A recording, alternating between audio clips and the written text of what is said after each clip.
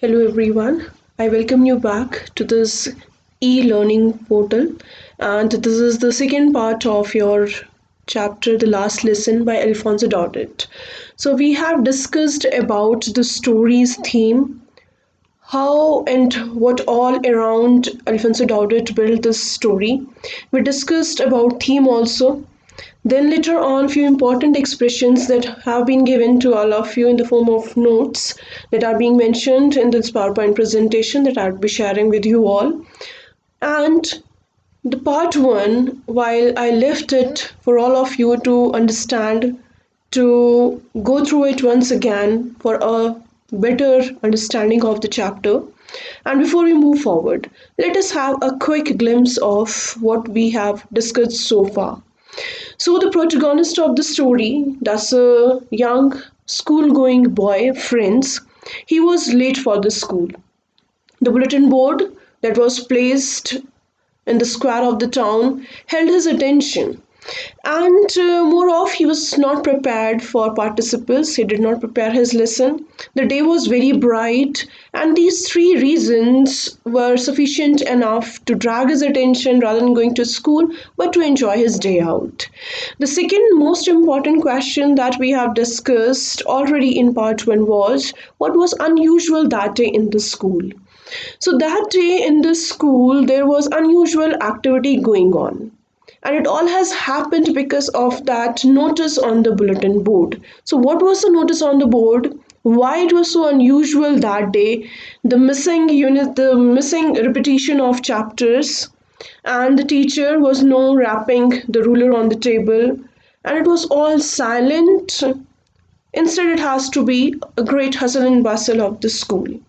Now, let's go ahead to the next part of it. We'll begin with the explanation of the chapter, the remaining paragraphs, and here we go.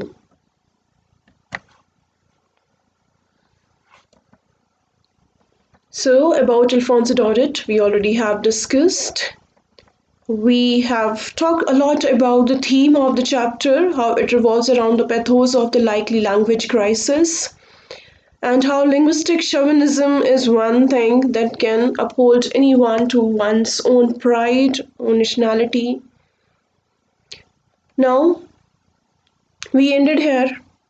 How frightened he was that time, and he here stands for friends. Now let's go ahead. But nothing happened as Friends was apprehensive about. He already had a lot of pre-notions going on that M. Hamel would be scolding him. First of all, he was late to the school, and secondly, he did not prepare his chapter on participles. But to the contrary, nothing happened that way. M. Hamel, he saw Friends and very kindly he said, "Go to your place quickly, little Friends. We were beginning without you." So that was quite amazing for Friends why the teacher who always used to scold him was not scolding him that day. So he jumped over to his bench and settled down. While this all are going on, as a reader, as a listener, there are many questions that are popping up in our brain also. Now let us find it. So the teacher, he had put on a beautiful green colored coat. You should remember these points. These are very important, pertain to a very important question from this chapter. So he had put on a beautiful green coat, his frilled shirt, and a little black silk cap that was all embroidered. And he used to wear this dress specifically, number one, on the inspection days or on the annual day. So, what was so solemn that day that he had put on that special dress of him? But other than all the things that were surprising for Friends, this added to it. And the surprise awaiting for him while he observed at the back benches, there were that used to be empty usually, but that day the village people they were sitting quietly as the students. So the old Hauser was there who had put on a three-cornered hat. The former mayor of the town, the former postmaster, and several others beside, they all were there sitting in the last benches in their class. And everybody was so sad. that something drastic has happened. So the entire ambience of the place, it was so saddening for Friends, but he was not actually able to understand what was going on. Now here, M. Hamill, he started the lesson of the day and how it all began. While he was thinking about it, the teacher, the French teacher, M. Hamill, he mounted his chair and, in the same serious but gentle tone, he said to everyone that, my children, this is the last lesson I shall give you.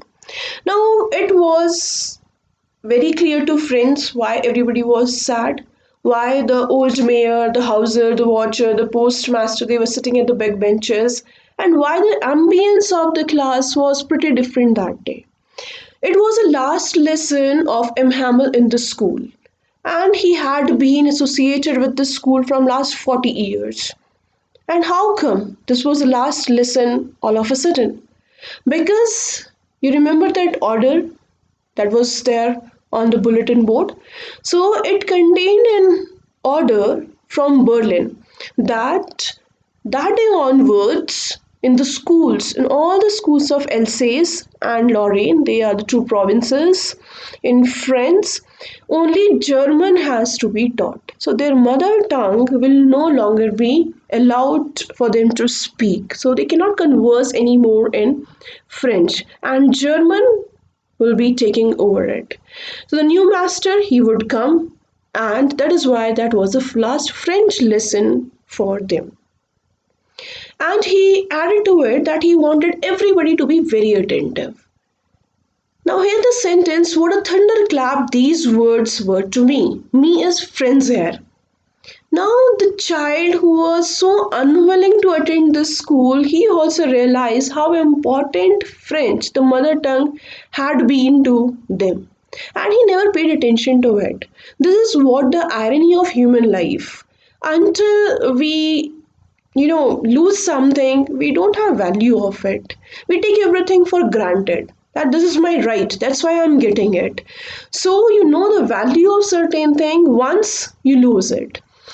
Oh, the riches, that was what they had put up at the town hall. Now he can make that relation what was there on the bulletin board that day.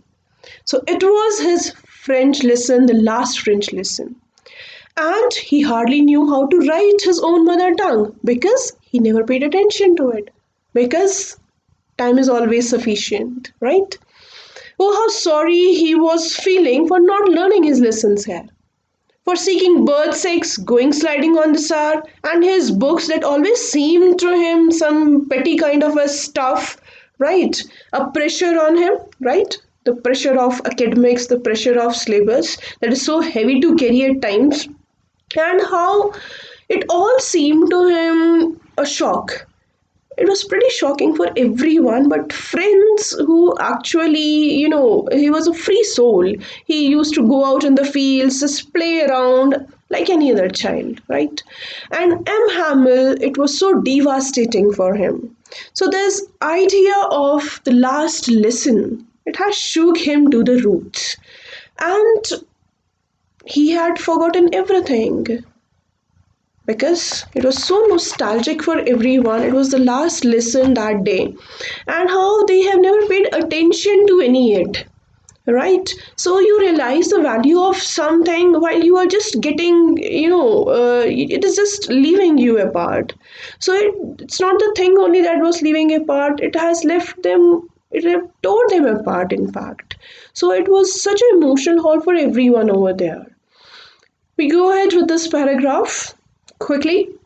So it was in honor of the last lesson that they're going to have that day. He had put on his Sunday clothes.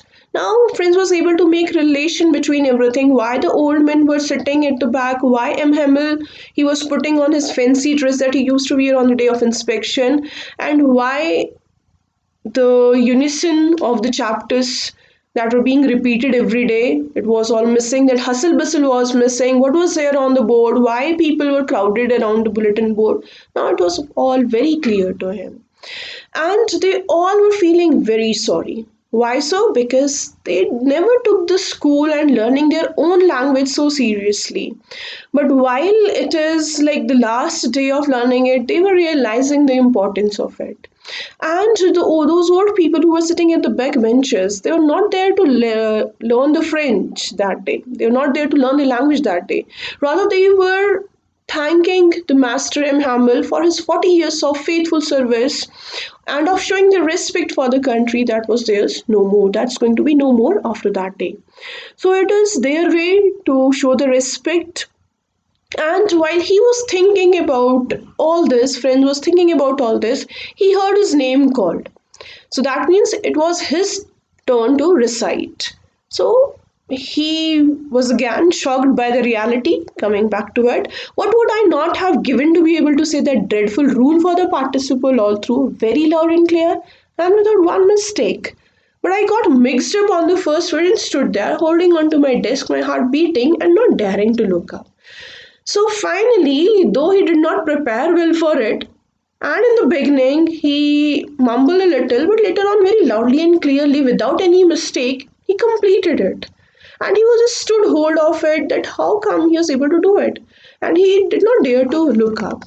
So this all was a nostalgic effect over there on everybody present in that classroom. So he heard saying M. Hamill to him that he won't be scolding him, right? And he must have been feeling very bad about it. And it was actually very bad. Now, what he said, but I have plenty of time and learn it tomorrow. So, remember this sentence we never have plenty of time, and there is no tomorrow actually. And in the present situation, wherein we are taking care of ourselves very well in the self quarantine, we are taking care of the family, all the elders in the family. I hope you all are realizing that there is no plenty of time and there is no tomorrow. Coming back to the chapter, and now you see where we have come out. Ah, that's the great trouble with Alsace. The great trouble with Alsace, you go back to the figure of speech, which poetic device the whole is using the part for the part. Try to recall it, underline it, take it as an assignment. She puts off learning till tomorrow. So everybody was ever thinking that we have sufficient amount of time and we'll be doing it tomorrow or the day after tomorrow, but tomorrow never comes. Now those fellow out there, all the citizens who were sitting at the back were there to pay the respect to 40 years of service of M. Hamel and all the students also. They actually have never paid respect to anything. They have never paid respect to learning because this thought always prevails in mind that we have sufficient amount of time. Right, we're not going anywhere, and neither M. Hamel is going anywhere. So we have ample amount of time, and we can utilize it further. But again, I'm emphasizing on it, tomorrow never comes. But you're not the worst, poor little friends. We have all a great deal to reproach ourselves with. Remember it. It comprises of a long question pertaining to this chapter. We all have a great deal to reproach ourselves with, that we all are sailing in the same boat. We all are feeling the same. And in this tough time, how we are going to hold each other together, that is more important.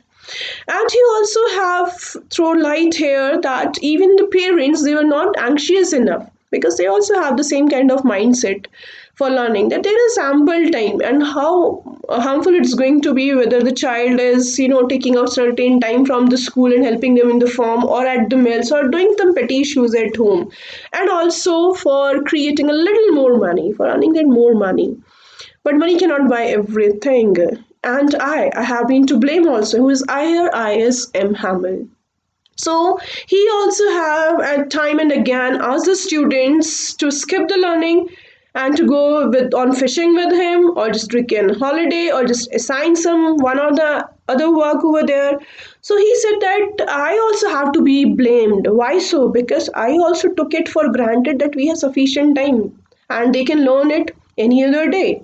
And he made them busy in one or the petty task that actually he had to do at his own. Now he's saying, and he went on to talk about the French language. He called French language the most beautiful language in the world. It is the clearest, the most logical, that we must guard it. That's what he said, that they should guard it. Because your language is your identity, the same way as your nationality. And what else he said? He said that when people are enslaved, as long as they hold fast to their language, it is as if they had the key to their prison. Here, I should take you back to the part 1, wherein I initiated the chapter stating the three examples from the Brythonic tribe, from the Anglo Saxons, from the England, and we also talked about the colonial parts. But one thing that intact people in these difficult times is their language. See, no other option, no other say holds water here. It's only that you should respect your identity, you should not forget your roots, and the language is key to your prison in difficult times. Then, what he did, he opened a grammar book and he read them a lesson. And Friends was very amazed to see that how well he was able to understand it. So it is not that M. Hamel had explained it another way. The only thing is he never had paid attention to it before. And this time when he was paying a little attention to what the teacher was saying in the class, he was able to understand it all very clear. All he said, all whatever he said, it seemed so easy to him that day, right? But actually, there was no other strategy that he had employed that day that was particularly indifferent. But it was the same teacher, the same language, the same lesson, the same classroom with the same kids, but only the environment was different, and that has made all the big difference that day. So it seemed almost as if the poor man wanted to give us all he knew before going away. The poor man has been used for M. Hammer, and why he's poor. It's not about the money, but yes, that day he was feeling so poor that 40 years of service, 40 long years he had spent teaching French. And it was all of a sudden a last day of him in the school to which he has given his whole life. And he wanted to put everything in their head in one stroke, but that was actually not possible. Education or learning or teaching is not the way you put the medicine or you inject the medicine into somebody's veins. So it takes its own time, right? So after the grammar lesson they had a writing lesson. So that day M. Hamel, he distributed new copies to everyone, and there was written in the round hand. Round hand means here the cursive writing. France, Alsace. France, and Alsace was a province they belonged to. So they looked like little flags floating everywhere in the schoolroom, hung from the road at the top of their desk. You ought to have seen how everyone set to work and how quiet it was. Obviously, the kind of environment they were in that day, how helpless they would have been feeling. And the only sound that was audible to everyone over there was the scratching of the pens over the paper. Once some beetles flew in, but nobody paid any attention to them. So these beetles that had been the center of attraction for the kids while the teacher was teaching something in the class, that day nobody paid any attention to them. Not even the littlest ones who worked right on the tracing their fish hooks, as if that was French too. On the roof, the pigeons cooed very low, and I thought to myself, now this is what French said to himself. So, will they make them sing in German, even the pigeons? So, he was saying that they can hold on humans, they can enslave them, but are they going to enslave the birds also, the pigeons also, and will ask them not to sing in French but in German? So there is no language that can bind animals and birds.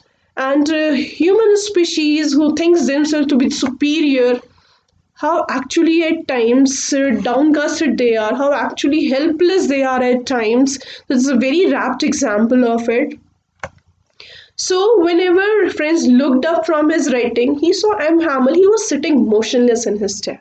It was out of the emotions, it was out of the heavy heart that he had that time. And he was gazing first at only one thing, then at another, and as if he wanted to fix in his mind just how everything looked in that little schoolroom that day. Fancy, for 40 years he had been there in the same place, with his garden outside the window and his class in front of him, just like that. So everything was same. But actually, nothing was same that day. Only the desk and the benches had been worn smooth. The walnut trees in the garden were taller, and the herb that he had planted himself twined about the windows to the roof. So, how beautifully see the play of words here you find in the sentence that begins with only the desk and that's end with windows to the roof. So, everything has been explained in one go, in one stroke, in one say, that 40 years, 40 long years of his life that he had given to that school, to that classroom, how many students he would have taught. And that day, it was the last day, and that too all of a sudden, while everything has been snatched away from him, how he would have been feeling, how broken he would have been, how broken his heart would have been that day. And that poor man, so he heard his sister moving about in the room above, that was above the classroom, packing their trunks because they had to leave the country the very next day.